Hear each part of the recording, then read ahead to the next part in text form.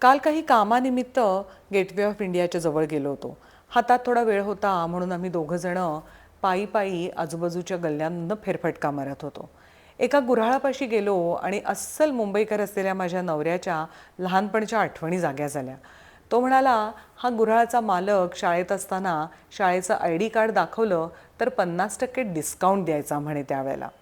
आज त्या डिस्काउंटसाठी नाही, पण त्या आठवणींसाठी तिथे रस प्यायला गेलो. पहिला घोट घेतला आणि मला माझं बालपण आठवलं. पूर्वी पुण्यामध्ये महाशिवरात्रीनंतर उसाची गुऱ्हाळं लागायची आणि मग एकदा का रसाचा सीझन सुरू झाला की रस पिण्याबरोबरच त्याच्यापासून काही पदार्थही घरी व्हायचे. आजी आणि आई या उसाच्या रसाच्या पोळ्या करायच्या. मी ताबडतोब त्या गुऱ्हाळातून आलं लिंबू न घातलेला रस पॅक करून घेतला आणि घरी घेऊन आले. या पोळ्या गोडीला तशा अगदी सटल असतात, त्यामुळे तुम्हाला हवं असेल तर तुम्ही एक्स्ट्रा साखर रसात घालून करू शकता. पण मला विचाराल तर या सौम्य गोड पोळ्या खरंच खूप छान लागतात.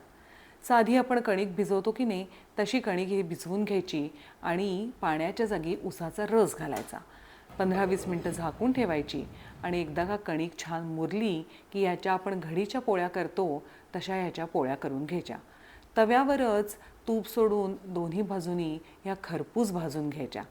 पूर्वी चव बदलीसाठी आमच्याकडे कांद्याची पिठपिरलेली भाजी किंवा बटाट्याच्या काचऱ्या केल्या जायच्या. पण मला विचाराल तर साजूक तुपावर खरपूस भाजलेली ही गरम गरम पोळी नुसतीच खायला छान लागते. काही चवी ह्या पोट भरण्यासाठी नसतात, तर त्या आठवणी परत आणण्यासाठी असतात. अशाच तिखट गोड आठवणींसाठी भेटूयात भाकरी टू ब्राउनीच्या पुढच्या एपिसोडमध्ये. बाय.